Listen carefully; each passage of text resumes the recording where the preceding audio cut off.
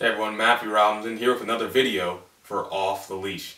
Now some of you have been asking me to give a few more details on the character's plot and setting of Off the Leash, and I think that's more than fair, and so in this video I'm going to elaborate on that a little bit more. Let's talk about the setting first, Washington DC. I chose Washington DC because I feel it's an underused city in the film noir genre. I mean, you've got some great architecture here, this great mix of old-fashioned and new parks, museums, and of course, dirty politicians are all afoot in the city of DC. So I felt this was a good city to use, plus I used to live in DC, so it's kind of writing what I know. I almost chose Cincinnati, the other city that I lived in. One of the characters, Tiffany, actually is from Cincinnati, and I'll elaborate on that a bit more. But I chose DC in the end because I really felt it was a city I could do a lot in because of its high crime and homicide rate, and it felt it was a nice mix of the politicians and the police.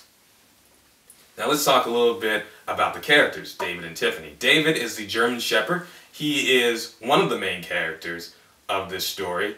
He is a veteran cop. He's been working for the DCPD for at least 10 years now. So he's really dedicated to this. This is his career. And he's gotten a little world weary at working so long with the DCP. He's kind of gotten a little depressed. And once his partner, John Rogers, is killed, he kind of starts to careen off the edge. And I didn't want it to be like an instantaneous thing because I feel like rarely when people snap, it's just like instantly they change into a different person. And I felt it would be better to have the readers kind of go through that journey of change with David as he kind of starts adapting to this new life and this new worldview that he's developing. And of course he gets a new partner, a rookie partner from Cincinnati. And yes, I know, it's a little cliche to have the main character start off, has his partner get killed, and then gets a new partner. I know it's cliche, so let's just get it out of the way in issue 1. But Tiffany Lyons is a detective from Cincinnati, and she has a very impressive arrest record in terms of the cases she's solved, but it hasn't been for anything serious like homicide. It's been like petty robbery, traffic violations, things of that nature she's been investigating.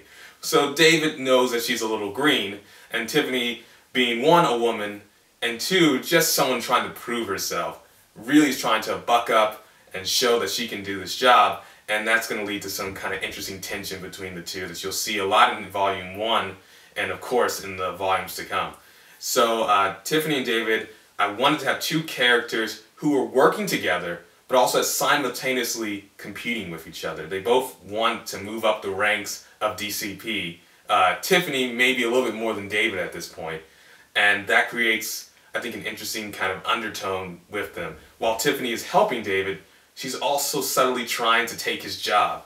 And I think that's a fun kind of dynamic with the characters that you don't see a lot with partners. They're usually either they argue and they fight, but in the end they get along, or they're just buddies. And in this one, it's kind of a mix between the two with kind of this competition to push the other one out of the way.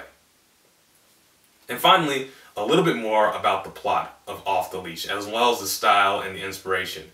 I, of course, have loved the film noir genre since I was a little kid.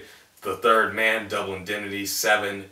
Those are just a few of my favorite film noir and neo-noir films. And with Off the Leash, there's a lot of inspiration from those movies.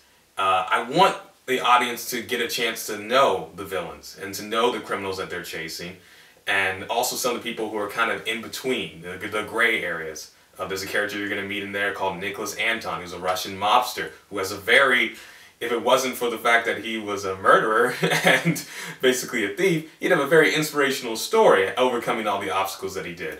And so he kind of plays in between the two sides.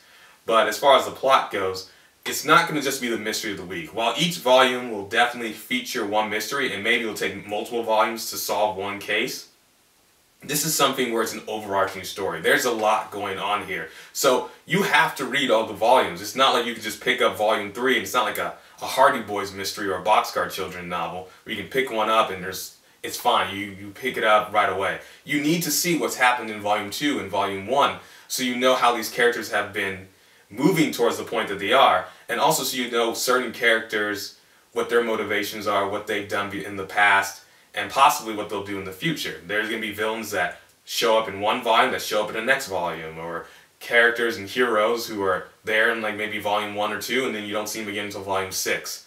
And so that's something I think that's going to be really important about the plot, that it's not just these pulp fiction novels volumized. Like, this is something where you have to stay in tune with the story. You'll still be able to pick it up pretty easily, it'll still be accessible to everyone, but I wanted to make something that was an overarching story. It's all leading to something. Of course, I'm not going to tell you what that is, but you're just going to have to fund this first volume in order for that to happen.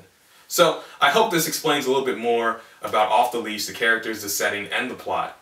If you have any more questions or want something else elaborated on, please feel free to leave a comment. I have the time, and I would love to tell you guys more about this. So, remember to pledge. Increase your pledge, perhaps, if you want to. But seriously, thank you for everyone who's already pledged and is going to pledge. Really appreciate it. Let's get Off the Leash funded. Until next time, I'm Matthew Robinson. Please spread the word about Off the Leash.